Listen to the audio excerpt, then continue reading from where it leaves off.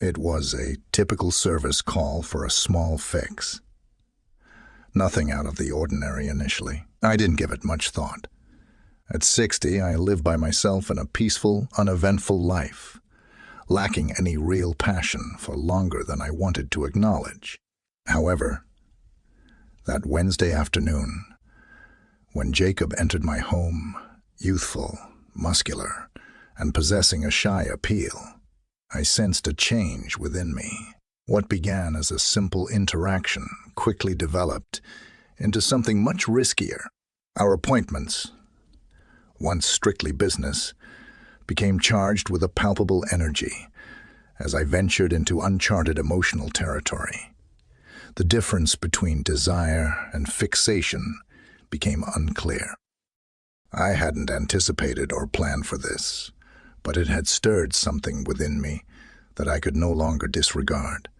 I had spent days gazing at the leaky faucet, observing the water gather in the sink, a constant symbol of my detachment from my environment.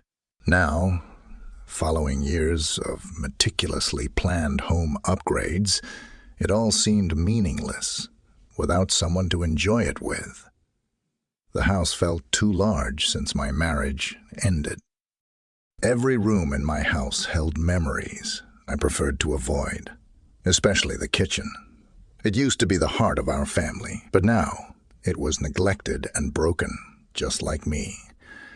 When the dripping sink finally got too bad to put up with, I did something I hadn't done in ages.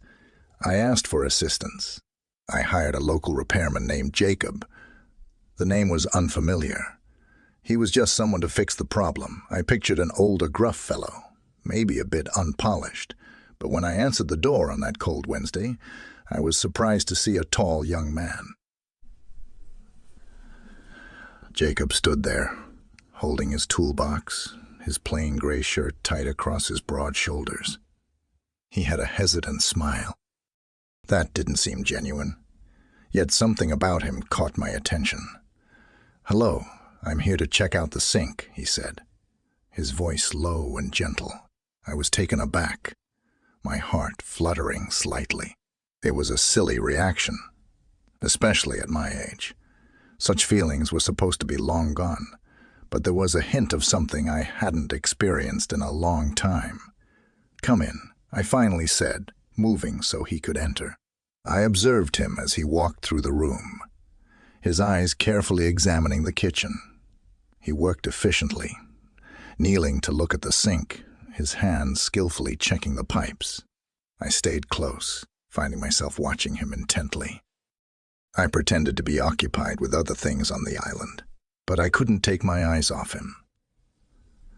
There was something captivating about his movements, the power in his arms as he secured the fasteners beneath the sink, the focused quietness on his face. It had been a long time since I'd been so near to a young man, and I hadn't even considered what it might feel like until that moment. I couldn't pinpoint it, but something within me awakened. It wasn't solely his appearance, although Jacob was certainly handsome in a rugged, natural manner.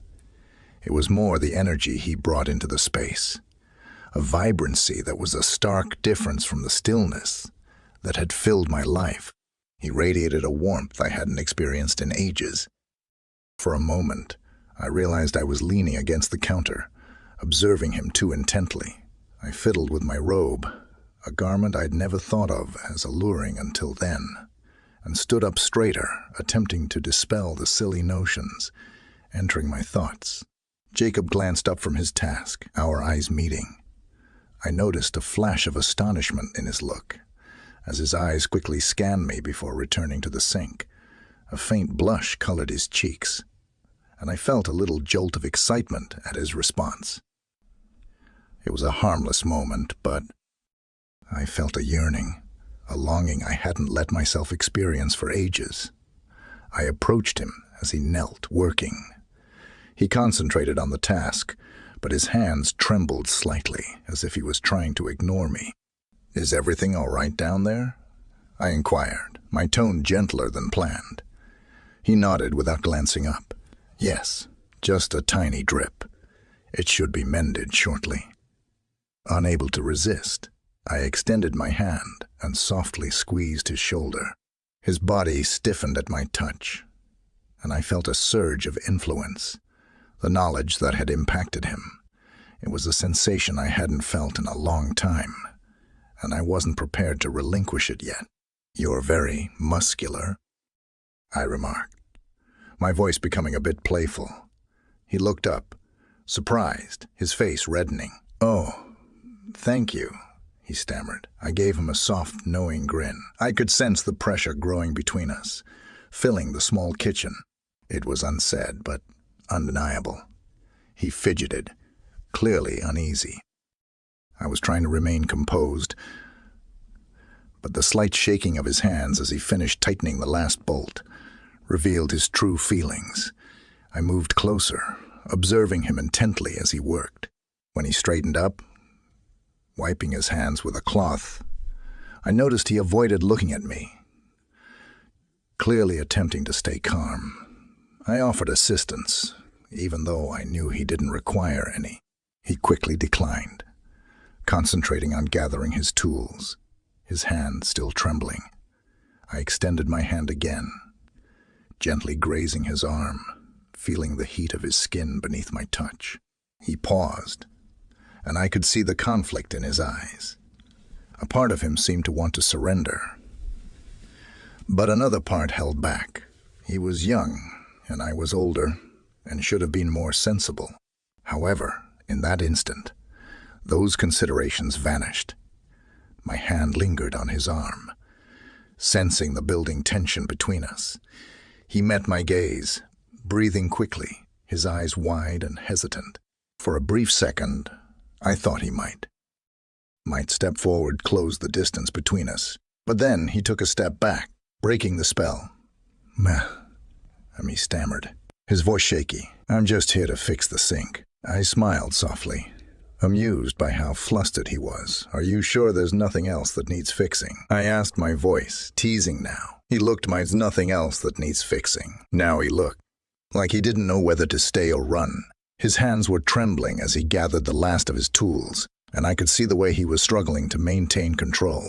I took a step closer, my lips just inches from his. "There's something else you could take care of for me," I whispered, my voice low and suggestive. He didn't respond, just stared at me, frozen in place. I leaned in as if I were about to kiss him again, but before I could, he took a quick step back, his hands up in front of him as if to ward me. "If I can't," he said, shaking his head. "I really can't," I pouted, feeling a little disappointed, but I knew he wasn't going to give in. Not yet. Anyway, he left in a hurry, practically running out of the house, leaving me standing there in the kitchen, alone again. But there was something about the way he left it.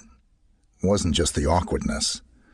There was a tension that hung in the air, something unfinished, something unresolved, and I knew deep down that while Jacob had said no, it wasn't because he wasn't interested.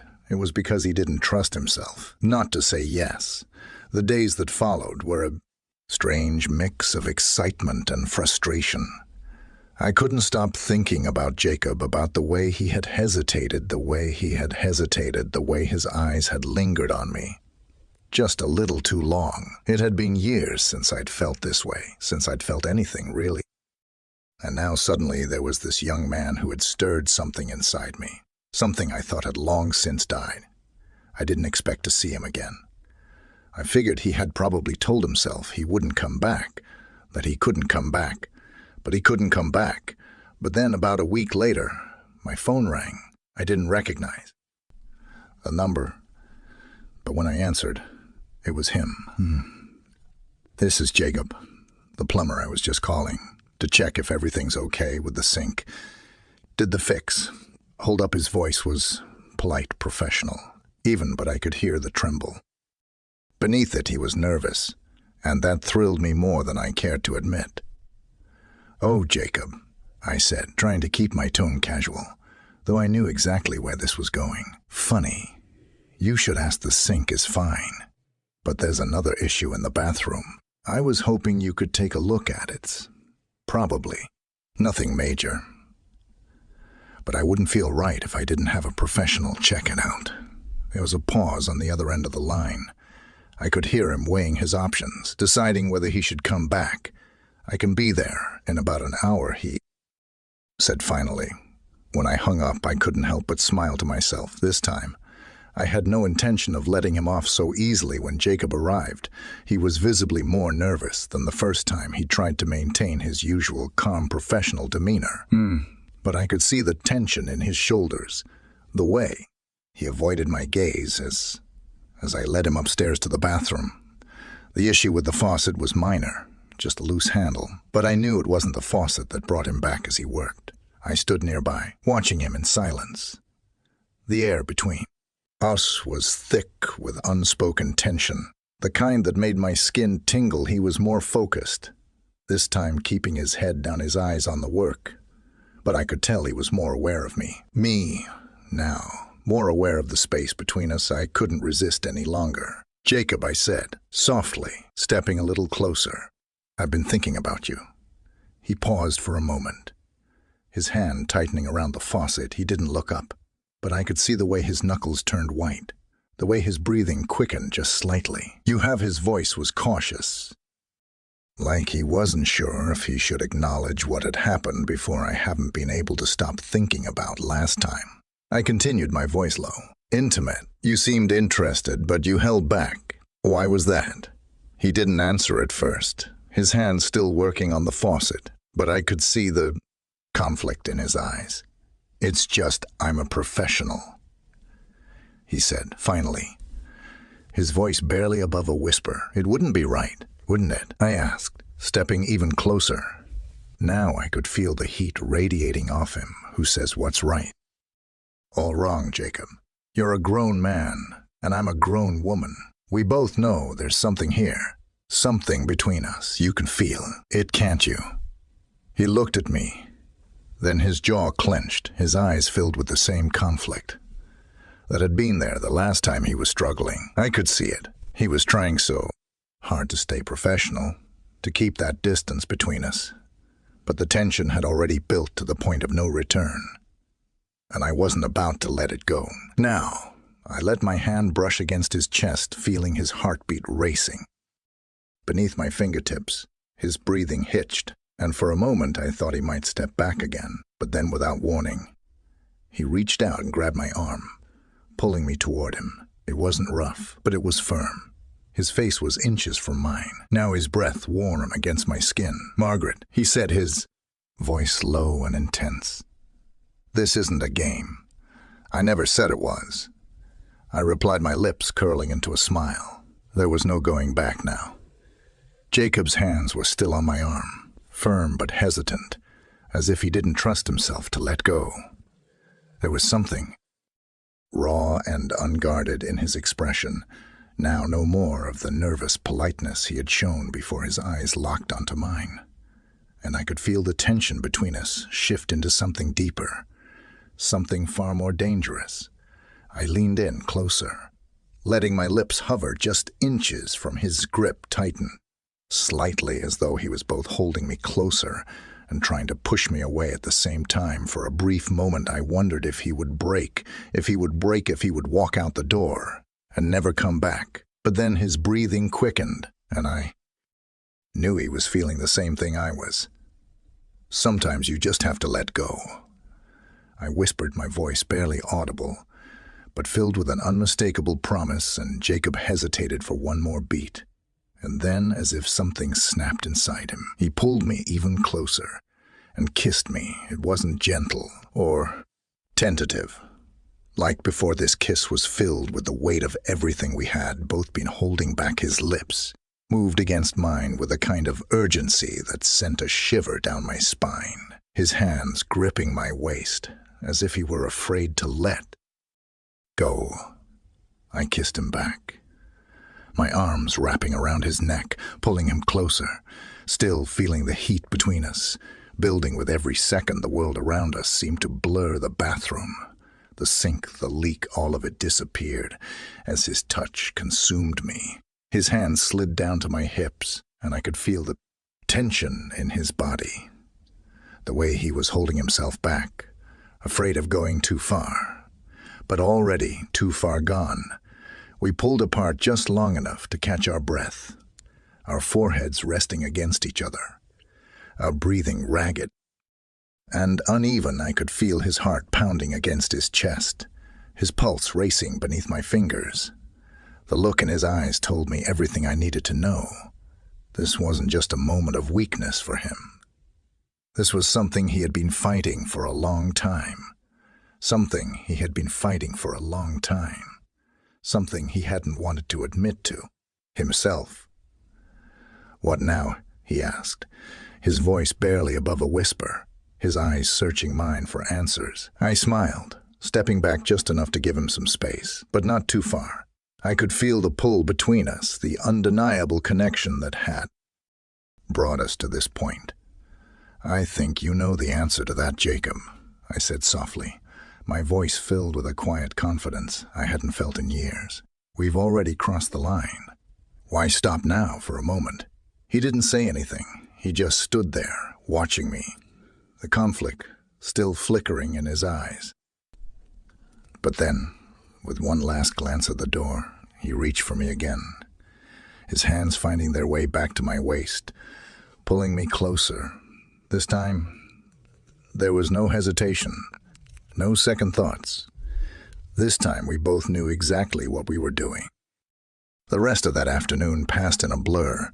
Jacob and I barely made it out of the bathroom, the tension between us finally unraveling in a way that felt both inevitable and exhilarating. His hands were everywhere, my shoulders, my waist, my hips, his touch firm, yet respectful, as if he were letting go of control but still holding on to some semblance of restraint. But I didn't want restraint. Not now. I hadn't felt like this in years. Not since before the divorce. My life had been filled with routine for so long. Dinners alone, quiet nights in front of the TV, the occasional call from my grown children. I hadn't realized how much I'd been craving this, how much I needed to feel. Wanted again. Desired. Jacob kissed me deeply, his lips trailing down my neck, his hand sliding down to grip my hips. I let out a soft gasp, my head falling back as I gave into the moment. There was something intoxicating about being with him, this young, strong man who seemed to see me in a way no one had in so long. It was more than just physical attraction. It was a connection that went deeper, something neither of us had expected, but couldn't deny. We eventually made our way to the bedroom. The air between you was charged with a kind of energy I hadn't felt in years as we lay together, tangled in the sheets. I couldn't help but smile to myself, feeling more alive than I had in what felt like a lifetime. I've never done anything like this, Jacob murmured, his voice low and husky as he lay beside me, his fingers tracing lazy circles on my arm. "Neither have I admitted, my voice just as soft. He turned to look at me, his expression filled with something I hadn't expected, vulnerability I shouldn't have. He said, shaking his head slightly, "But I don't regret it." I placed my hand on his chest, feeling his heartbeat beneath my fingertips, and smiled softly. "Neither do I." Would lay there in silence for a while. After that, both of us lost in our own thoughts. The weight of what had just happened hung in the air between us, but it wasn't uncomfortable. It was as if we had both crossed a line we didn't know existed, but neither of us wanted to go back. Eventually, Jacob sat up, glancing at the clock. "I should go," he said, his voice filled with a reluctance that mirrored my own. "I've been here longer than I planned." "You don't have to," I said, though I knew he couldn't stay. He hesitated, looking at me like he wanted to stay. But then he shook his head. "I don't want this to be awkward," he said, his voice soft but firm. "I don't want you to think I was just—" I smiled, understanding what he meant. "I don't," I said, sitting up beside him. "You're a good man." Jacob. "You're a good man, Jacob. We both needed this, and I'm glad it happened, but I'm not expecting anything more than what this was." He looked relieved, though. There was still a hint of confusion in his eyes, like he wasn't used to things being this simple. "So you're really okay with everything? No weird feelings or anything?" I laughed softly, shaking my head. "No weird feelings. It was just one of those moments. No strings. No pressure." He nodded slowly, as if he were still trying to process the simplicity of it all. "Okay," he said, after a long pause. "I guess I'll see you around." "Maybe," I said, teasing him just a little, "if my sink breaks again. You'll be—" The first one I call that made him smile, and he stood up, grabbing his tools and slinging his bag over his shoulder. But before he left, he turned back to me one last time. "Margaret," he said, his voice soft but filled with sincerity, "I don't regret it. I just want you to know that I smiled, watching as he opened the door. Neither do I." And just like that, he was gone in the days that followed. I found myself thinking about Jacob more than I should have every time I walked past the sink. I remembered the way he had looked at me, the way he had looked at me, the way his hands had trembled slightly when I touched his arm. I remembered the heat of his kiss, the way his body had pressed against mine, the way he had hesitated, then finally given in. It had been so long since I had felt like that, since I had felt anything like that. I hadn't expected him to call again. I figured he had probably convinced himself it was a one-time thing, that it should happen again. And maybe he was right. Maybe it shouldn't have happened in the first place. But I didn't regret it. Not for a second. Still, I wasn't sure if I'd ever see him again. I wasn't even sure if I wanted to. The rational part of me knew that this was dangerous territory, that there was an age gap, a power dynamic, societal expectations, and the very real possibility that we were playing with fire. But the part of me that had felt so alive in his arms didn't care about any of that. I knew that if he called, I wouldn't say no. And then one afternoon, about a week after he had left, my phone rang. The moment I saw his name flash on my phone screen, my heart skipped a beat. I hadn't been expecting it. I hadn't even been hoping for it. But there it was, his name, his number, a doorway back to the thrill of what we'd shared. "Hey," his voice was tentative, cautious, like he wasn't sure if he should be calling. I wanted to check on the faucet. Make sure everything's still working fine." There was a pause, and I could hear the uncertainty in his voice, as though he were trying to convince himself that this was still just a professional call. But we both knew better. "The faucet is fine," I replied, letting my voice drop just slightly enough to let him know that I wasn't talking about the sink. "But there's another issue. You might be able to help me with." Another pause. I could almost hear his heartbeat quickening on the other end of the line, the hesitation that told me he was weighing his options, deciding whether or not he should come back. "I'll be there in an hour," Jacob said, his voice barely above a whisper, like he was unsure of the decision he had just made. But I knew deep down that once again he couldn't stay away any more than I could resist asking him. Back when I hung up the phone, a wave of anticipation washed over me.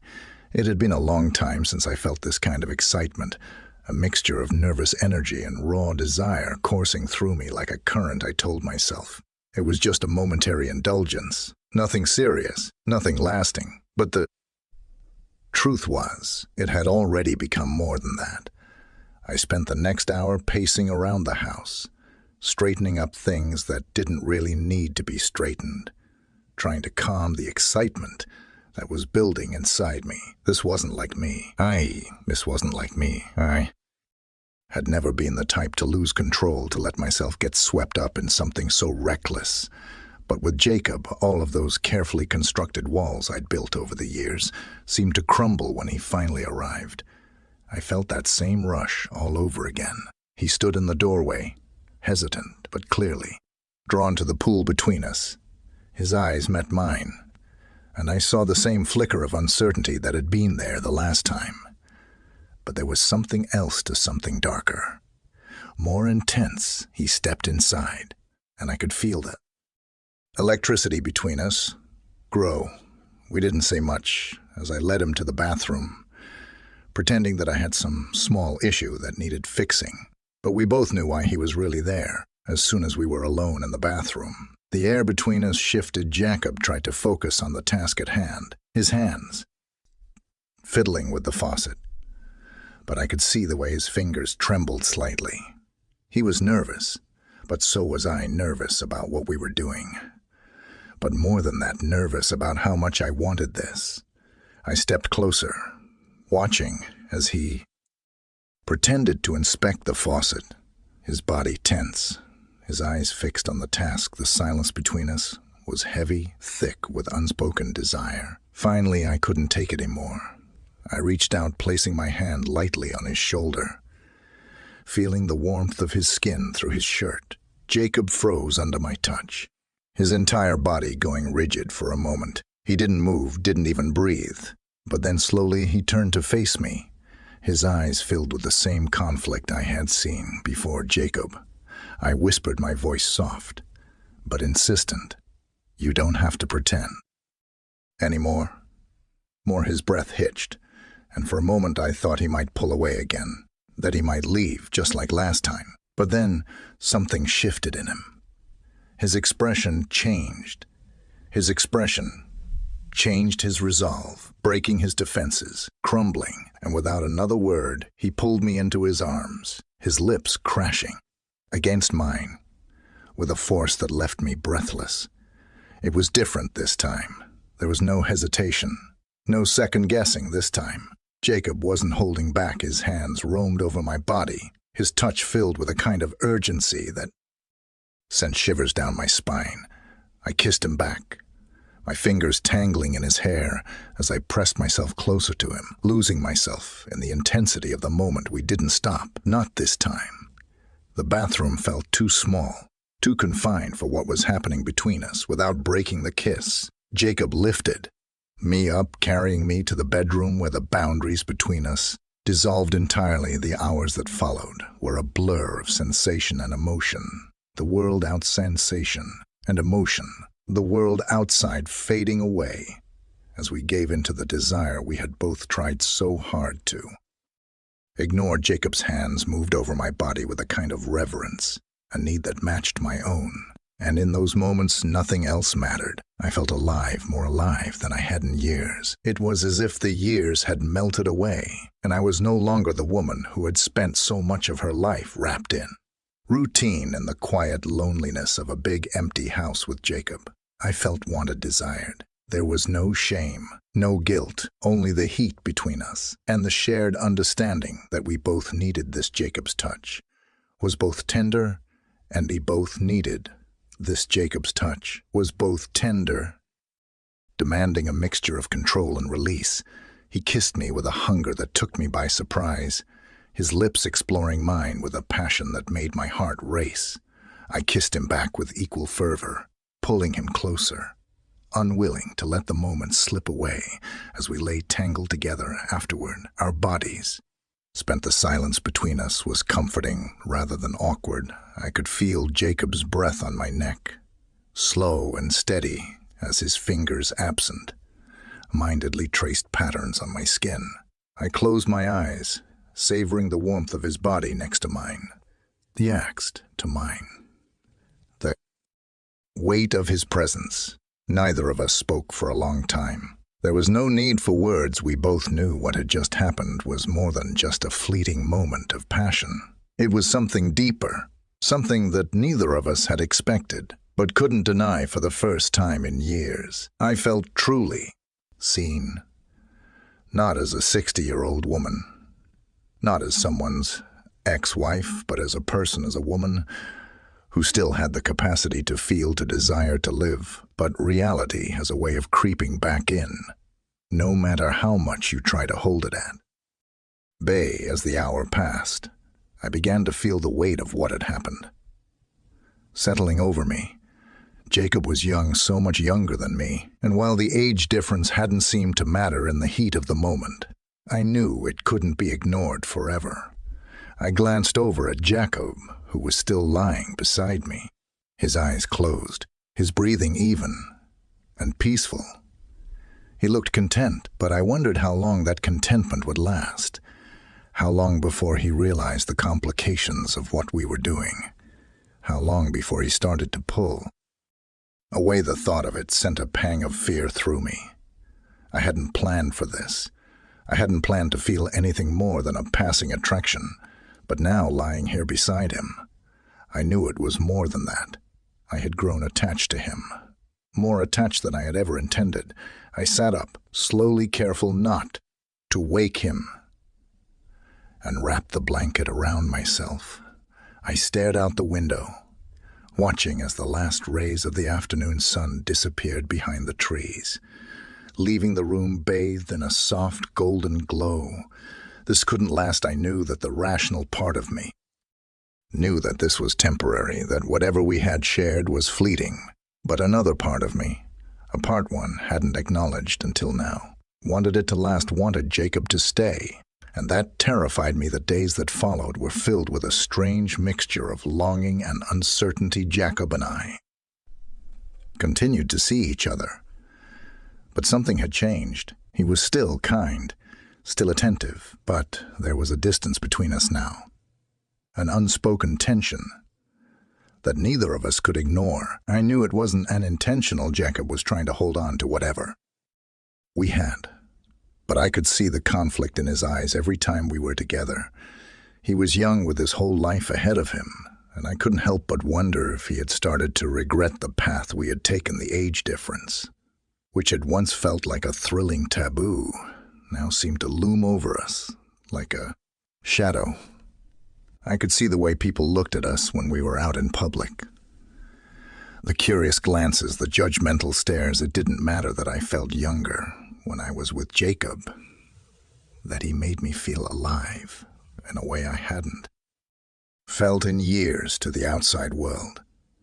We were something unnatural, something that didn't fit, and slowly I began to feel the weight of that judgment one evening as we sat together on the couch.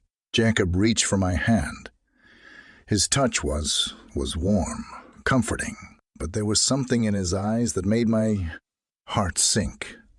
"I've been thinking," he said, his voice hesitant, as though he wasn't sure how to begin about us. I felt a lump form in my throat, but I nodded, urging him to continue. "This is complicated, Margaret," he said, his voice soft but firm. "I don't